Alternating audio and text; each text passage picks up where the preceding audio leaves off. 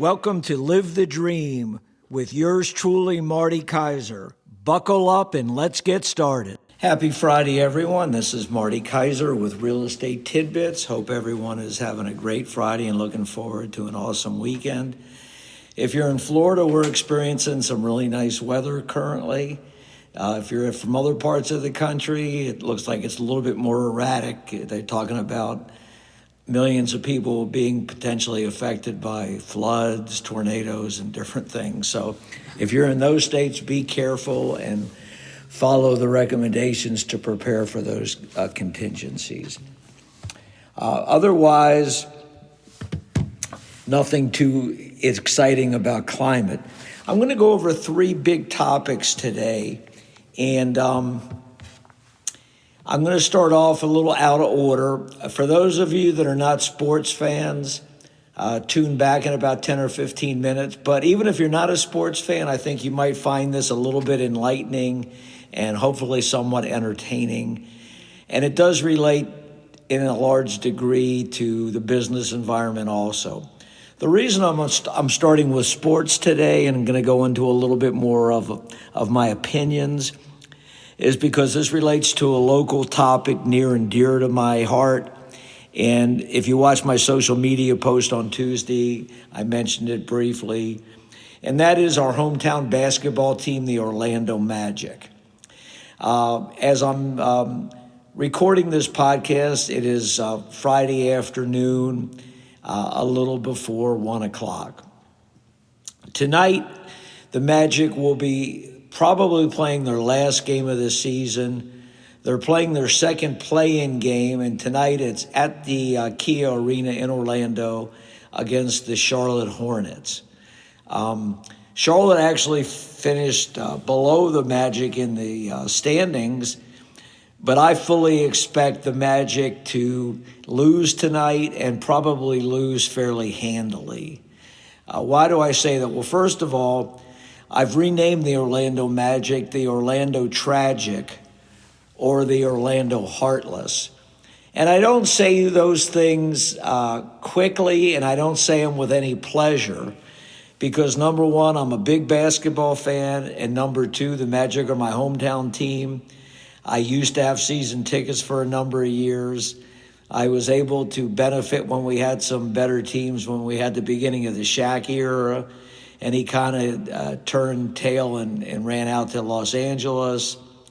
Then we had the Dwight Howard era, and he ran into some issues with team management and was shipped out to the Lakers.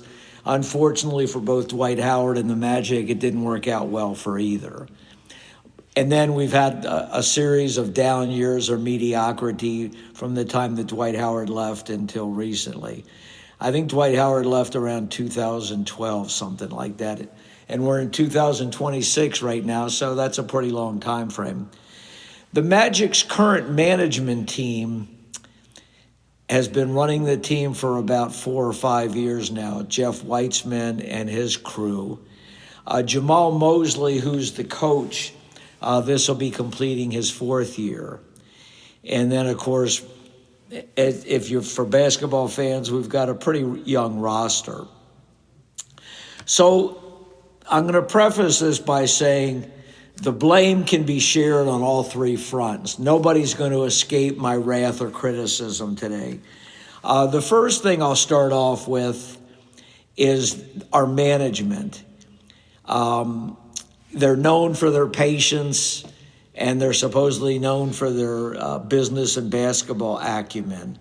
I'm not really going to discuss their business acumen because for people that go to basketball games, you know that they're not inexpensive. But if you want good seats and not nosebleed seats, between that and parking and food, if you're going with a party of 2 or 4 people, whatever the case may be, it's an expensive night of entertainment.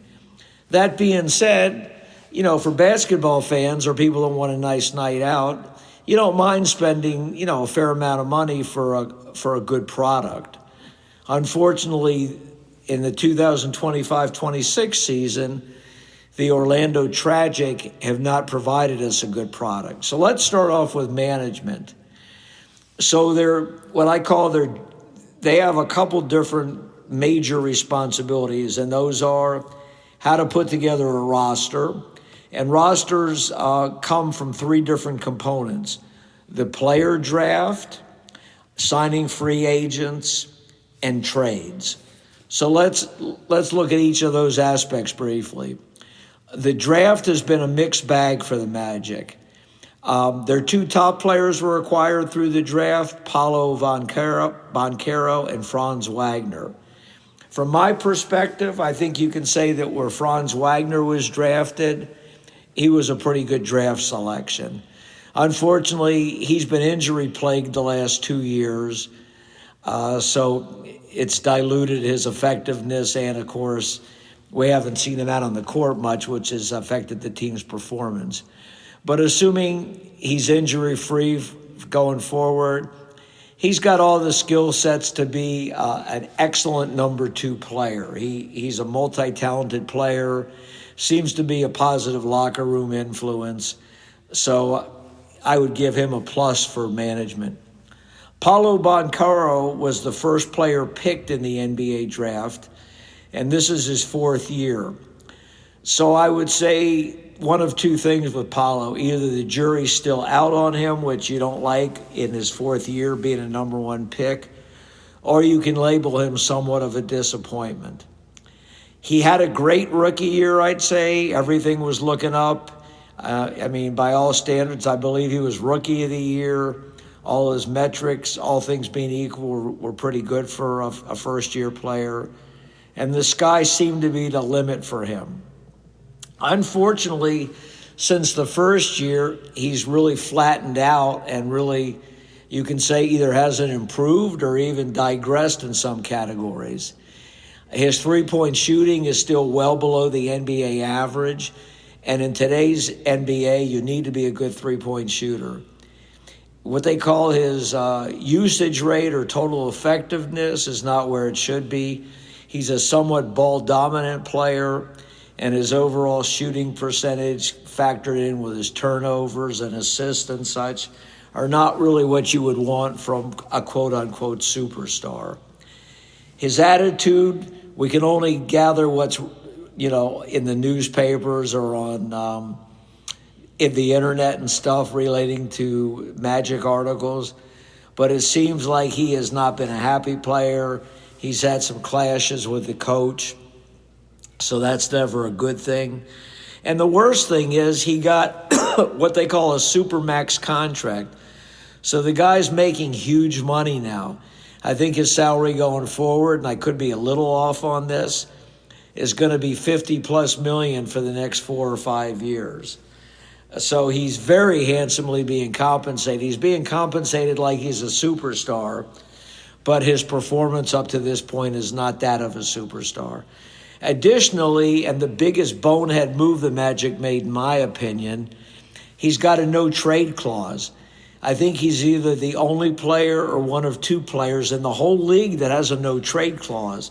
And usually when you give a no-trade clause, it's for somebody more established, typically like a LeBron James or maybe a Victor Wembanyama going forward. So they can't even trade him unless he agrees to the trade. So they're pretty much stuck. And there could be a variety of reasons for his problems, one of which could be his underperformance is due to a lack of skill.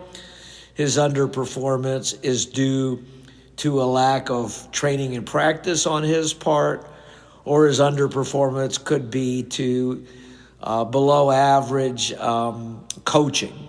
It's hard to say which of those three or a combination of all three. But I would say nonetheless, the jury is definitely out on Mr. Banchero, and he's been definitely a significant disappointment over the last couple of years. The third area would be, or the second area rather, would be free agent acquisition.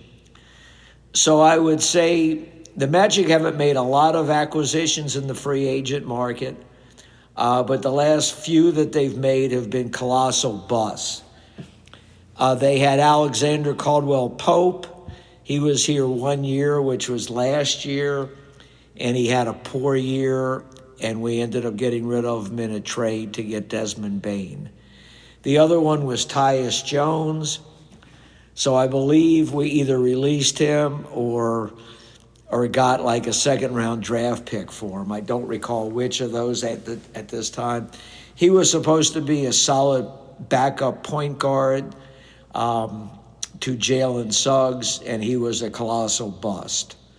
The thing with Alexander Caldwell-Pope that was immediately obvious to me, and I kind of scratched my head at the folks running our club, Bob Weitzman and his team, is that a lot of his success was due to where he played, the supporting cast, and the coaching philosophy. He was with the Denver Nuggets, and he played with the best player in the league, Nikola Jovic. I might be mispronouncing his last name, but he's the best overall player. He sets up his teammates for tremendously opportune shots. And most of the players are never quite as good when they leave Denver, especially with this player, because he's not a player that makes his own shots. He relied on a lot of wide open corner shots. And the Magic could not provide that type of setup for him, whether it was because they don't have the playmakers, which is probably one of the reasons, and the second reason may have been the coaching philosophies didn't set him up for success. But in any way, he was a bust, and it was very poor scouting on our part. You know, he really didn't have the requisite skills to thrive in Orlando. Since then, he's been when he was traded to the Memphis Grizzlies, and he had a marginally better year until he got hurt. So he's been out a good bit of this year. So for the Grizzlies, his overall year wasn't very good either. And those have been pretty much our two main free agent acquisitions. We haven't been very active in the free agent market for a variety of reasons, which, I won't go into. And the third thing are trades. So who have we actually acquired in trades? Well, if you look at our starting five, Jalen Suggs was a draft pick, and overall he was probably a solid draft pick. The problem with Jalen is he's injury prone. Desmond Bain, who's our starting guard, he was acquired in a big trade last year, which I'll talk about shortly. Then we had Paolo Banchero and Franz Wagner. They were draft picks, as I mentioned. And then we have our center, Carter, and he was acquired in a trade, which was a pretty good trade for the Magic. So those are our main players, and so none of them were acquired on the free agent market, and one was acquired two were acquired in trades. So we'll look at the Desmond Bain trade. The pros of Desmond Bain's trade was he's had a tremendously successful year for us. In spite of the poor performance and the underperformance of our team, he's been the one bright spot in the team. He's just had a solid year on every front. Good three-point shooting, good attitude from what I can tell. He plays every game. He's a good defensive player. He's just a winning ball player. I wish we had 10 players like him on the club. And, when you watch him play, he's giving you full effort. So, obviously, player acquisition by our front office has been questionable. Then we come to the coaching staff of Jamal Mosley. Well, prior to the last 2 years, his first 2 years were well regarded. Last year was kind of mediocre, and this year's been a colossal disappointment. When we made this big trade for Desmond Bain, we gave up 4 number 1 picks, plus we swapped draft picks as a 5th one, and then we gave up a couple of our reserve bench players. So we gave up a king's ransom to get him. So you could argue whether we gave up too much or not, obviously. But the thing is, it kind of locked our team in. We're locked in not only from a salary standpoint. We don't have any draft picks moving forward. like we would have had. And we have the no trade clause for Paolo Banchero. So we're kind of stuck right now. And so if the team continues to underperform, we could be a mediocre team or worse for a number of years. So again, that's from the front office. Now from Jamal Mosley, like I said, the team's underperformed. He's going to get the brunt of the blame because he's definitely going to get terminated probably after tonight's game. It won't take long for them to terminate him. And he certainly is accountable because he's the coach, and he probably gets an inordinate amount of the blame. The things that you have to wonder about him, why does he have a disconnect with the team? The biggest criticism of this team, besides their underperformance, and the biggest criticism of not only myself but the fans, is they just don't seem to be putting forth effort. There's no excuse for that. These guys are all highly paid millionaires. And defense is effort. And the Magic were a good defensive team prior to that. So we know Jamal Mosley can coach defense and had gotten good defensive performances out of the team. But this year, their defense has been horrendous. And they've gotten blown out of multiple games that were important to them. They've lost a few games in the last month in the regular season by 30 or more points that were teams that they were dueling against in the standings. Then they went up and laid the biggest egg I've ever seen this past Sunday. They played against the Boston Celtics, who didn't play their top 8 players. So we were playing against second and third string players, and we got defeated in a game that was an important game for us because it would have given us home court against the Philadelphia 76ers. Then we went up to Philadelphia the other day and laid an egg there. We lost to a team without their best player, Joel Embiid. And the glaring weakness of the Magic, besides all these things I mentioned, we have the worst three-point shooting team in the league, and we've had it for the last 4 years. What is our front office thinking? They can't get any three-point shooting. I mean, they did get Desmond Bane, who's a pretty decent three-point shooter, but they've got nobody else. Their three-point shooting is abysmal. So they don't guard our guys like Banchero and Wagner, and some of the other players are below-average three-point shooters. So they'll give them the shots. So they make it hard for us to get the good shots in what we call more of the basket area, the shorter shots. There's other three-point shooters in the league. Every team has them practically, except us. So what is our what is our upper management doing? I just don't know. It kind of befuddles me. It really does. There are players out there. They're not superstars, but they're complementary players like Duncan Robinson for the Detroit Pistons. One of the players the Pistons had that unfortunately got himself into some legal problems on gambling was Malik Beasley.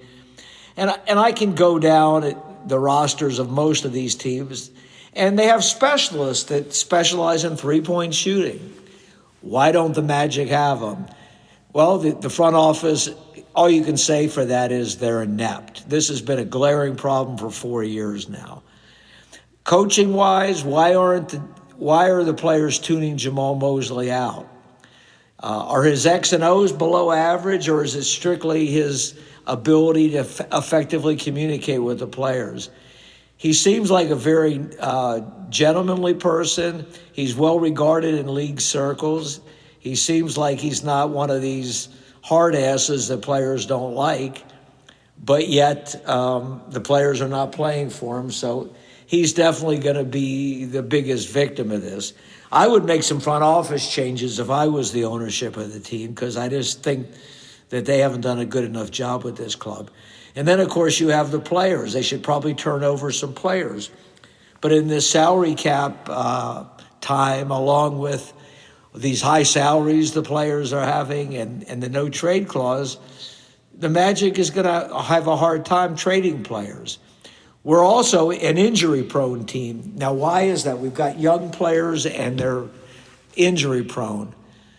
I can't answer that, but I can tell you I would probably change their health and weight training staff too, because the Magic seem to continually have these type of problems.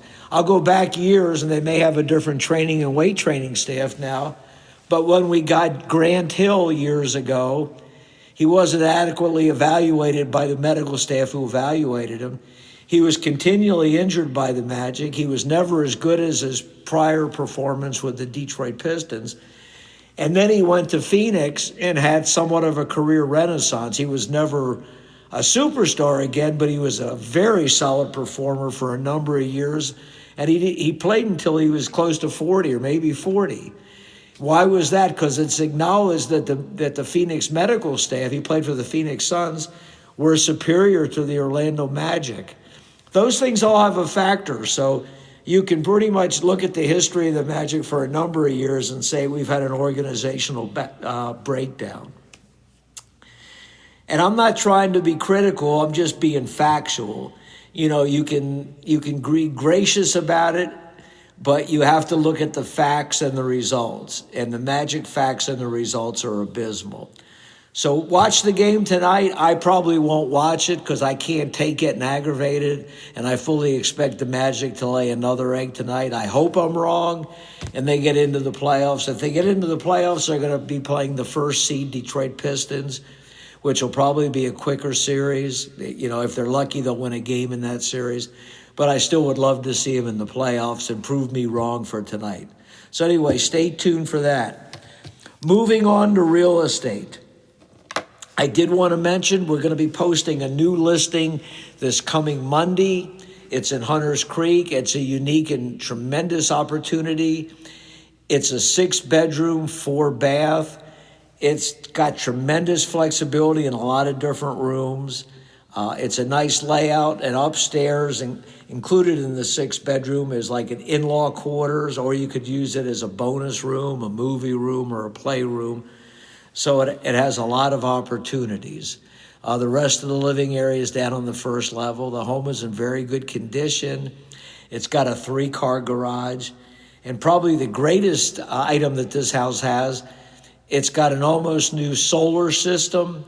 It's a $50,000 solar system that'll be fully paid off. So you'll be getting a brand new solar system, so to speak, and your electric bills are just going to be a small fraction of what they normally would be. So you can anticipate, and I'll get you the exact information, but you'll probably be saving $300 or $400 a month for as long as you own the home. So that's quite a significant savings. If you figure if you're saving $350 a month, that's a savings of over $4,000 a year. So if you own the home 10 years, that's $40,000 of savings. And I can tell you, I don't have solar in my house, and I pay $300 or $400 a month for my electric. So just saying, that's a tremendous opportunity. So I'll have more particulars posted on social media on Monday about that house, but it's in the Flora Vista section of Hunters Creek, and I think that house is going to be extremely well received by consumers. The second property I wanted to go over, which I touched on my social media post a few days ago, it's unique. We're having a U.S. Department of Treasury auction in Hunters Creek. The auction will obviously be held online, as most things are nowadays, on April 30th. It's in the newest section of Hunters Creek called The Point. It's a property that, just for procedural purposes, the advertised price is $170, but it's not going to sell for anywhere near that. As in most auctions, the sellers or the Department of Treasury have the right to decline all offers. So if the highest offer is not high enough, they have the right to decline it. And if that happens, they would probably list the house with a real estate broker such as myself, even though I have no relation with this property at this point. And then they'll put it up for whatever they feel is a proper pricing strategy. So in most cases, you're going to definitely get a more significant savings if you buy it through the auction. It's just kind of an unknown as to what the agreed upon price would be. It's a big house. It's over 3,100 living. It's a 5-bedroom, 3-bath. It's one of the newest houses in Hunters Creek, around 10 or 11 years old. And it's on a nice sized lot. Looking at the pictures that are online, for the most part, it looks like it's got some really contemporary, nice upgrades. But until you look at it, you'll have to get a better idea of the pros and cons of the property. They will have free viewings by appointments on April 18th and April 25th. So if someone's interested in viewing this, please call me and I can explain to you what the protocol is and the representation on this home. I can be reached at 407-595-9700. And my email address is marty@floridasells.com. And of course, this is Marty Kaiser with Better Homes and Gardens. Last but not least is kind of where are we at in the real estate industry, and also what's going on in society that affects real estate. Well, as you know from my other discussions, the war in Iran is obviously the biggest variable that we're facing right now.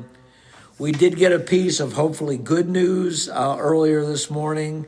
I don't have a lot of details, but supposedly they've come to a temporary peace agreement, at least with Lebanon. And so while that's being finalized, the Straits of Hormuz will be open for business. So that should be good for obviously the oil and energy business. Hopefully that'll be a permanent solution, but it remains to be seen. Some people are very optimistic, and the financial markets have seemed to stabilize a little bit. But as you know, there's a lot of volatility and skepticism, and you hear a lot of pontificating from both sides on what they're not going to do. So it remains to be seen the ultimate of that. Now, I think from the facts that I can give you and what kind of correlation we've had with the Iranian crisis and real estate, the good news is I think real estate in the local markets that I work with, Hunters Creek and some of the other popular areas in Southwest Orlando, have stabilized. They're not as busy as they would be without the conflict, but they're not as, from my personal experience, they're better than I anticipated. I know that I've stayed fairly busy of late. The biggest difference is you have to be on all your P's and Q's. You can't come in with an average house and put a price like you would have priced a few years ago. The house is just going to sit. It's not going to sell, and ultimately, if it sells, it'll sell below what it should have sold for had it been priced properly. But if you do everything properly, it will move. The last few properties I've sold, which are recent, I've sold them quickly. I've gotten, in my opinion, very solid prices because I think we did everything the right way and the sellers agreed with my philosophies. We put together a premium marketing plan, a premium pricing plan, premium photography, premium staging, and premium access. And when you do the synergistic effect of that, we got premium results so far. So again, you have to really be a pragmatist. For people that come in with a pie-in-the-sky approach, or the realtor tells them things that just are not realistic, the properties are going to sit. To give you some statistics that I recently read that give you a little bit of insight on more of a national basis, mortgage application volume actually increased a slight amount last week. The average 30-year fixed rate loan went down to about 6.4 in many cases. We were below 6% before the Iranian crisis. We got closer to 7% during the worst news on this, and now we're below 6.5% right now. So, we'll just have to wait and see. Now, compared to last year, mortgage applications were about 3% lower than the same week last year, marking the second consecutive year-over-year decline. But that's not horrible news. I mean, we'd like it to be up, and I think it would have been up without the Iranian crisis. But considering everything that's going on, it's not horrible. So you just have to be cognizant of these things. And so I try to keep all my customers fully aware of this. Some other highlights that have happened recently, about a third of sellers in the past few months have lowered their listing price, and this is on a national basis, and that was up from the number in February of 25. Sellers who reduced their prices cut them an average of 7.3%, which was the largest drop in February for 3 years. So again, that correlates to, you shouldn't want to catch up with the market. You need to price it properly to start with. The two states that had the highest share of price cuts were Texas and Florida. So those are things. So if obviously I do my business in Florida, so that's something that I try to make my customers aware of. Now, some owner behavior. Owners who have held their home 7+ years were less likely to cut their prices. Those who purchased 2 to 7 years ago were more likely to cut their prices. And that makes perfect sense. For those of you that are listening to this podcast, think about people that bought their house in 2021 to 2023. Well, you paid huge prices for your houses. And obviously the market's not nearly as good as it was then. So obviously, if you didn't immediately put your house on the market in today's market to take into account the market changes, you're in a position where you had to adjust your price. So the people that bought their houses a few years ago, they're also probably the least likely to sell their homes right now because they got great interest rates, but they paid top dollar for their homes, so they're not in as good a shape to sell their homes. So there's another market study that I wanted to mention, and according to a recent Zillow analysis, approximately 1 out of every 10 housing shoppers are weighing both buying versus renting before deciding. So there's more issues that they have to face. So obviously, I still feel comfortable in pointing out to most customers the advantages of buying versus renting, but those are real comparisons that people have. Now, we don't have that dual shopping as much in Orlando because Orlando rates, even though they flattened out, are still quite high in Orlando relative to what the average person's making as income. So that gives you an idea of some of the key statistical barometers. So what do I expect moving forward? Where I'm cautiously optimistic that we're going to get some of the benefits of this springtime increases. I'm hopeful that this war slows down and doesn't increase. It's still too early to make a final prediction. What I would say, and I read different posts online. I read things like I read a post today from another real estate person, and he had a post signed by a lot of his friends and business associates that basically said he thought people that criticized President Trump were anti-American, anti-democratic, were Trump haters, and he listed a whole lot of things in there. Then I'll get on the flip side of that, I'll get people that come on with online posts and list a huge amount of negative things about President Trump and the direction of our country. The one thing that I'll say, if you've heard from me, you know that I've criticized President Trump, but I criticize him on specifics. And what do I mean by that? He doesn't base what he tells people or a lot of his actions on facts.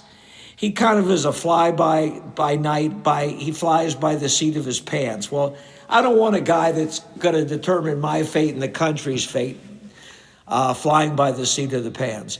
Also, most of his key advisors are yes men, because in his second term, he's appointed people that'll do whatever he tells them. He's already replaced 2 or 3 people for incompetence that should have never been hired, Pam Bondi and Kristi Noem, and there's going to be more to come. But I want people that are going to give a cross-section, because I think it's important when you're making these life-changing decisions that you get different points of view. This incursion into Iran, in my opinion, was poorly thought out. the ultimate result of that, I don't know how you could feel that you were going to have a positive ultimate result of that. There just wasn't any historical basis and leadership basis in the Middle East for thinking that was going to happen. It was just ill-conceived and ill-planned. And the American population is reaping the negatives of that. Oil prices are at an all-time high. There's a lot of predictions. We're going to simultaneously have a recession and inflation. I hope I'm wrong about that, but those are a lot of our economic forecasts. On the flip side, on the very extreme liberal side, you can dislike the guy, and obviously a large segment of the population don't feel it's important to have a moral and ethical person. So there's no point in character assassinations. He was voted in and he's the president. That being said, I'm sure a lot of the justification, he's a man that goes around and insults everybody.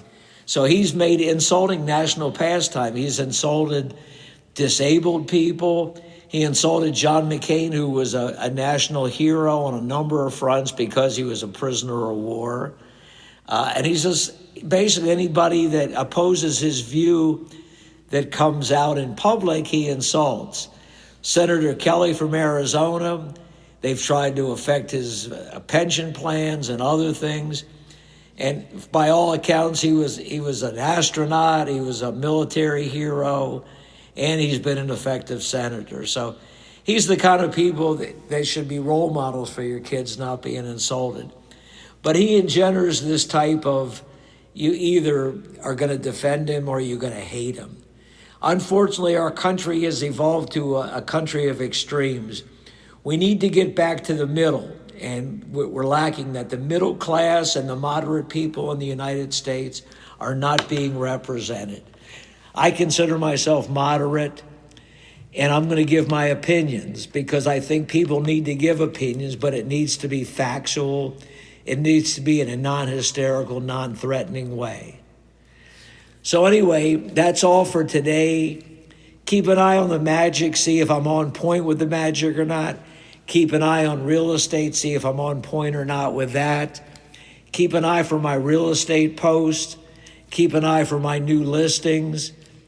If you need real estate information and you want somebody that's going to tell you like it is with expertise, professionalism, and facts, please contact me. This is Marty Kaiser with Better Homes and Gardens. I can be reached at 407-595-9700. And this is Marty Kaiser out.